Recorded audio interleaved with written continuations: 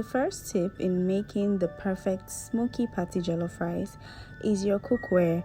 You do not use non-stick cookware or granite cookwares to cook your patty jollof rice. People who do this end up adding charcoal into their rice. They would heat up the charcoal and then place the charcoal in the center of the rice and add a little bit of oil so that it would release that charcoal smoky flavor to infuse the rice. Originally, patty jollof rice does not need all of that. Okay, your cookware is very important. So the cookware that you are supposed to use to cook your smoky patty jollof rice is aluminium cookware. Just make sure you use any form of aluminium cookware.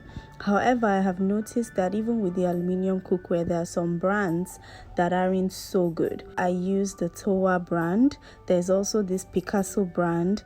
Those two brands I have tested, and I can tell you that surely your rice is going to taste smoky. You can also use this locally made aluminium pots that caterers use for like parties. Please don't use this cookware.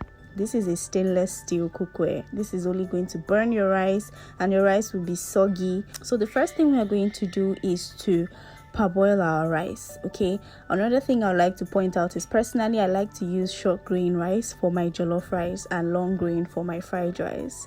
I just discovered that short grain rice tastes so nice with jollof rice. So you're going to boil some water in your pot and then you're going to add in your rice and you're just going to parboil this. So parboiling basically is just boiling it for a couple of minutes and then rinsing off the starch and all those things before cooking it completely. This really helps us to ensure that there is no starch in our rice, right? I don't really like the idea of just washing the rice and then cooking it. So you're going to parboil your rice for about 5 minutes and then you take it out, transfer it into your strainer and rinse immediately. The reason why we are rinsing with running tap water is because you're trying to stop the cooking process.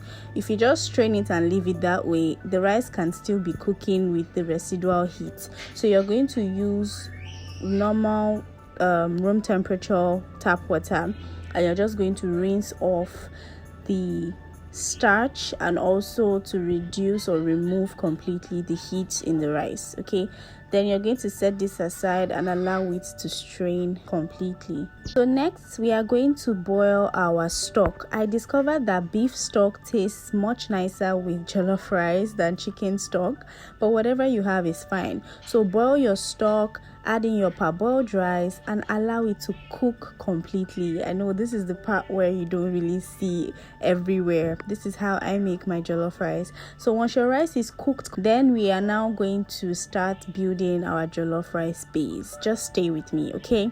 Into your pot, add in some oil, enough oil for your rice. Add in your onions and your thyme. Fry this together with your bay leaf, dried bay leaf as well.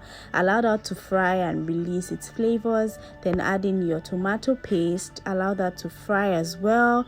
Then add in your pepper mix. This is a mixture of tomatoes, scotch bonnet peppers, chili peppers, and attaché, this red bell peppers, right? Just for a mix of flavor, but also a balancing of heat. I also advise that you put enough pepper, not too much, because remember you are using tomato paste, so you don't want a situation whereby your pepper mix is bland, you now add tomato paste and then your rice is tasting sour. You don't want that. Okay, allow everything to fry. Add in your seasonings, your salt, your seasoning cubes, and whatever spices or seasonings you want to add in. Allow that to fry completely, then add in your cooked rice. Yes, your rice is already cooked at this point. You're just going to mix this up completely. Make sure that every corner of that pot, every single sauce in that pot coats the rice grains in the pot. And then we're just going to mix this completely and we're going to cover it and allow it to burn. So the burning process is what really brings out the smoky flavor when you burn your rice. However, if you burn your rice in a non-stick cookware, you're wasting your rice because it's not going to give you that flavor, that smoky flavor.